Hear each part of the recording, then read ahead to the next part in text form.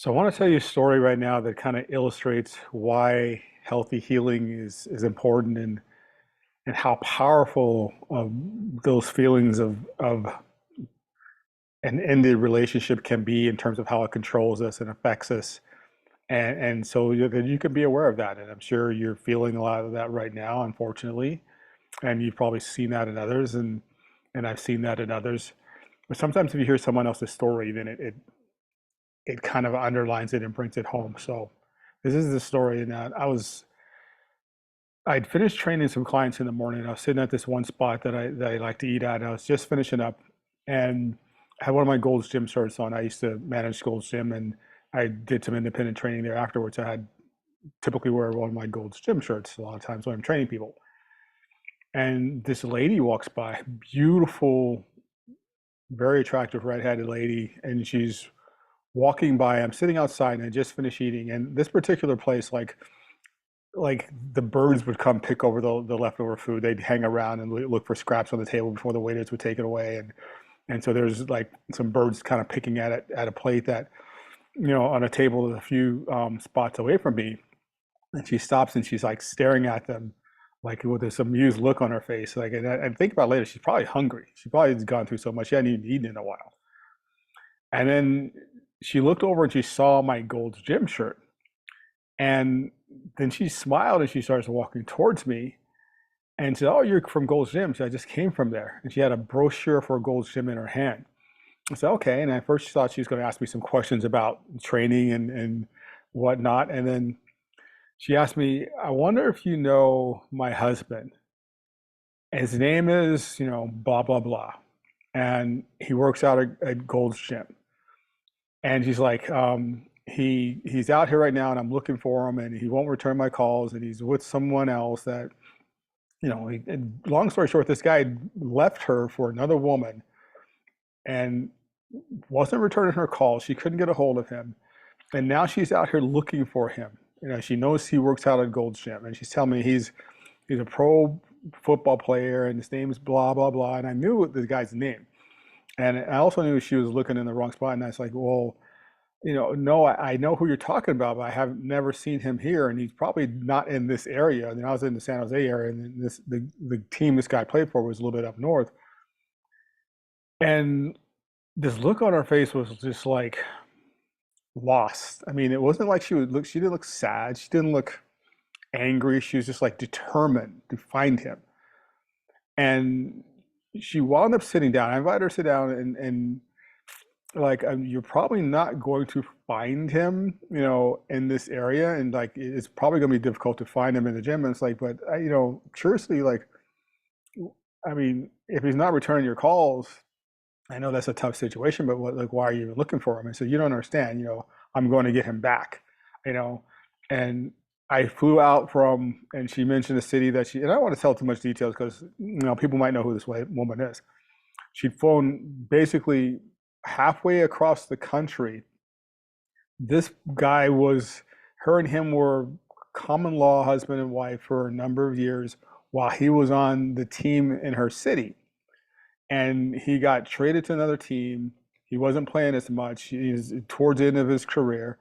And he was like moving on, and their relationship had not gone the way she wanted it to. But she was not accepting that. And when we talk about being emotional and irrational, the emotions were so strong that her behavior was irrational. And she told me that, I was like, well, what does your friends say about this? Well, I really don't have any friends. It was just me and him.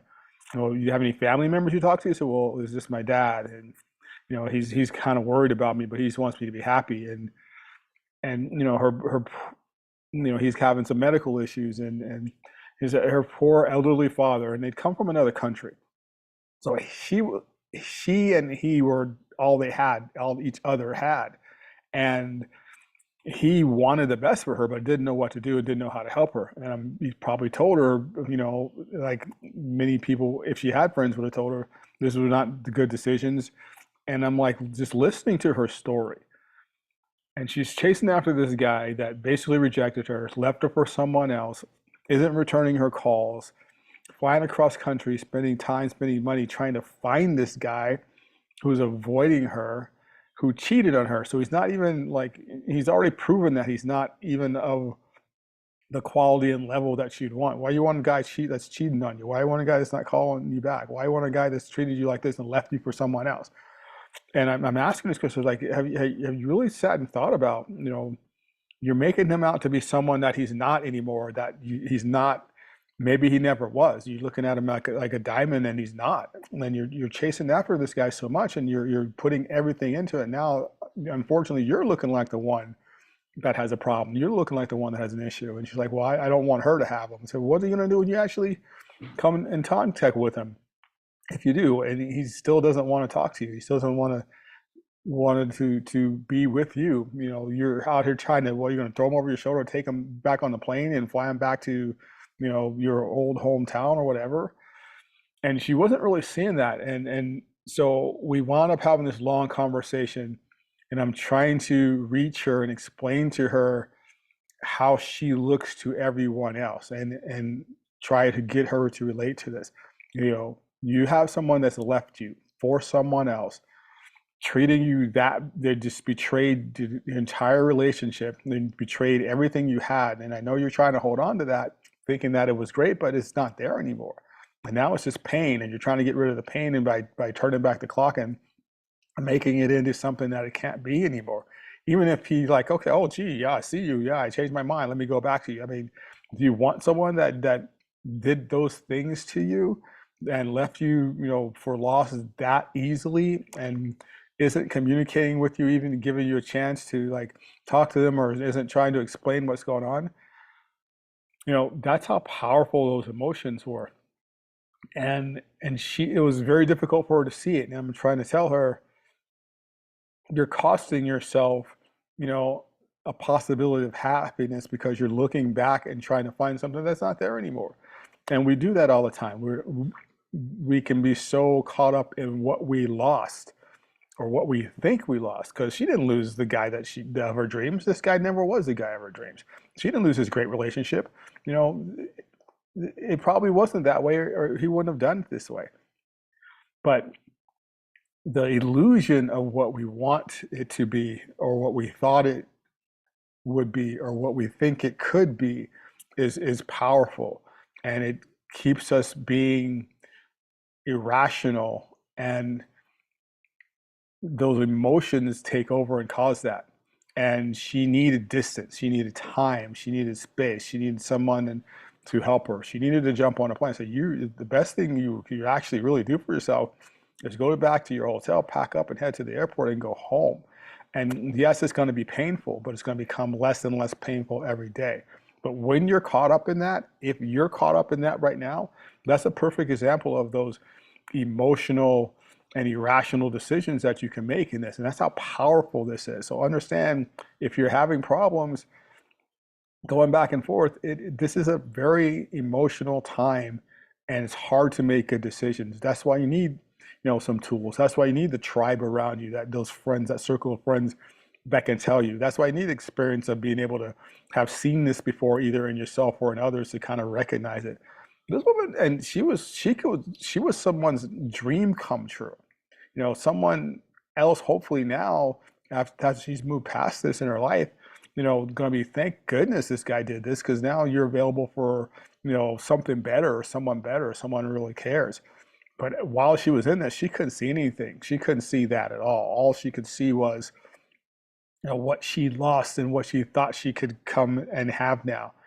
And as tough as that was, as painful as that was, she needed to go through those emotions. She needed to go through the loss that she was trying to avoid.